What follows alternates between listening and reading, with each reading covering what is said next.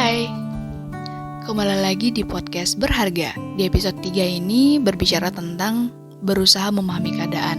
Dan aku ikutnya akan bercerita pada kali ini. Nah, buat teman-teman muslimku yang sedang menjalankan ibadah puasa, aku berdoa semoga kalian bisa menjalankannya dengan lancar dan kalian mendapatkan keberkahannya.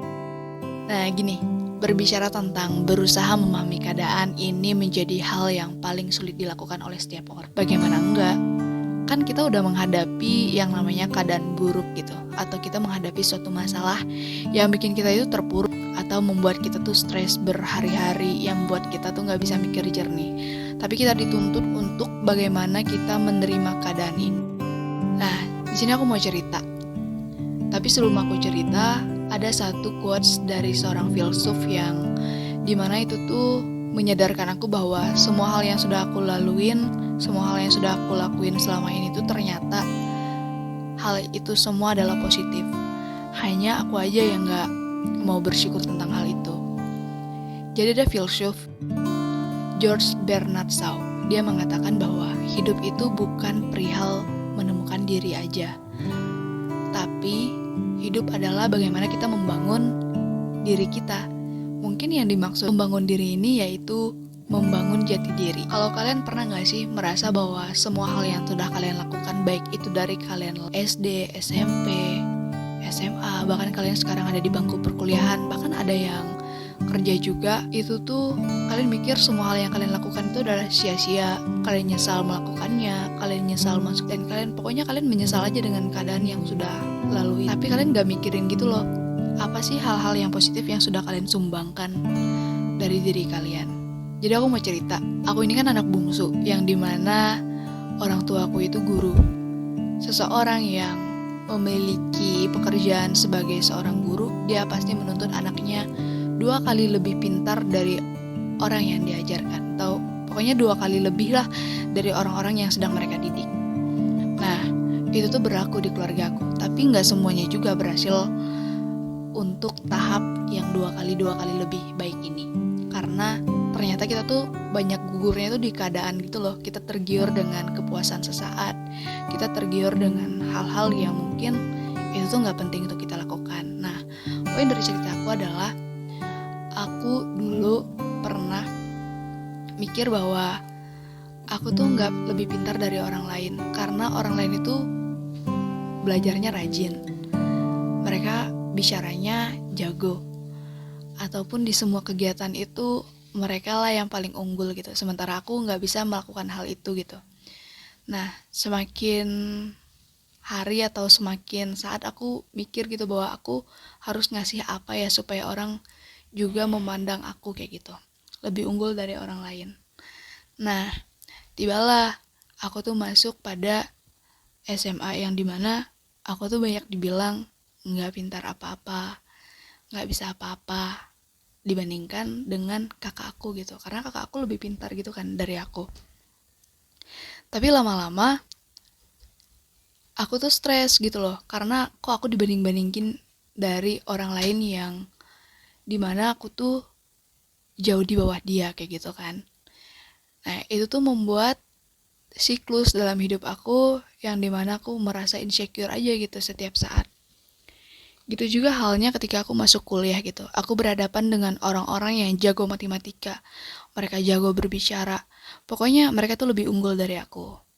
Ternyata ketika aku sudah mencapai tahap ini, aku tuh masih bertanya-tanya sebetulnya sama diri aku sendiri, yang mana sih hal yang aku suka, mana sih keunggulan aku, kok orang lain terus yang lebih unggul dari aku.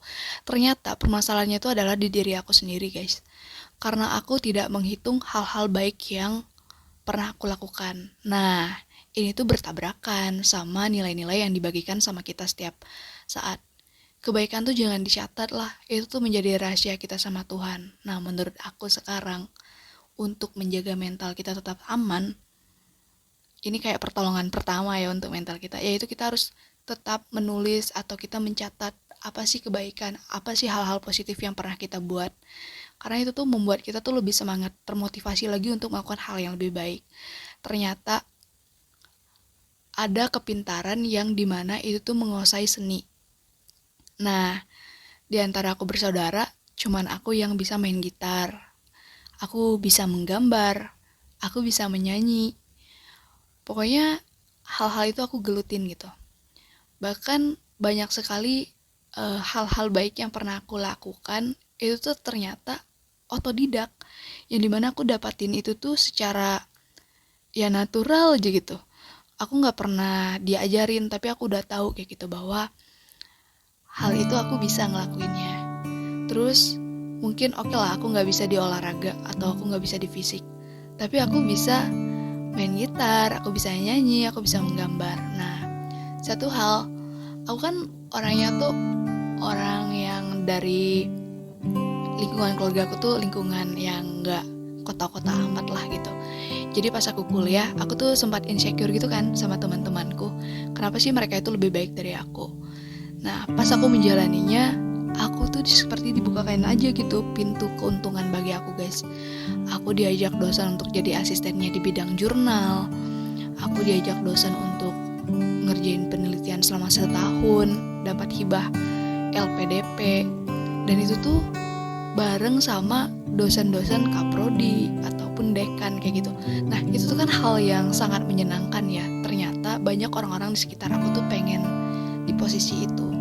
Tapi ketika aku udah di posisi itu, aku merasa kok ini biasa aja gitu, nggak menggairahkan aku gitu. Ternyata aku salah besar, guys. Ketika aku sekarang mikirin, oh iya, ternyata ada hal baik yang pernah aku lakuin. Ternyata ada hal positif yang pernah aku lakuin, yang pernah aku sumbangkan. Dan itu membuat aku tidak jadi insecure gitu. Ternyata ada yang bilang lingkungan itu bisa merusak kita. Ternyata itu tuh benar sama salah juga gitu. Ada lingkungan buruk yang membuat kita sadar bahwa kita perlu ke lingkungan yang lebih baik. Ada juga kita sudah lama di lingkungan baik, tapi kita tuh nggak menemukan apa sih hal yang kita senang kayak gitu. Nah, berusaha memahami keadaan itu ternyata bukan kita berusaha menerima dari konsekuensi baik atau buruknya aja loh, guys. Atau apapun itulah, teman-teman. Dan aku sekarang baru sadar bahwa berusaha memahami keadaan itu adalah bagaimana kemampuan kita untuk bernegosiasi dengan keadaan. Ya, seperti negosiasi dengan orang pada umumnya, yang dimana kita membutuhkan sesuatu, orang itu menyediakan, dan apa yang orang lain butuhkan kita bisa sediakan. Nah, itu kan kita jatuhnya saling menguntungkan. Nah, ternyata berusaha memahami keadaan itu ya kayak gitu. Pasti juga dalam hidup kita tuh, atau sehari aja kita nggak mungkin nggak ngelakuin hal baik. Kita juga pasti melakukan hal-hal yang positif juga gitu, walaupun kita nggak sadar. Nah, apa yang aku mau ceritakan tentang berusaha memahami keadaan ini adalah kita harus mencatat kebaikan, hal positif yang pernah kita lakukan. Karena menurut aku kalau misalnya kita nggak kayak gitu, kita nggak akan pernah bersyukur. Kita nggak akan pernah puas dengan apa yang sudah kita dapatkan. Atau kita akan selalu merasa kekurangan kalau kita misalnya tidak merasa cukup.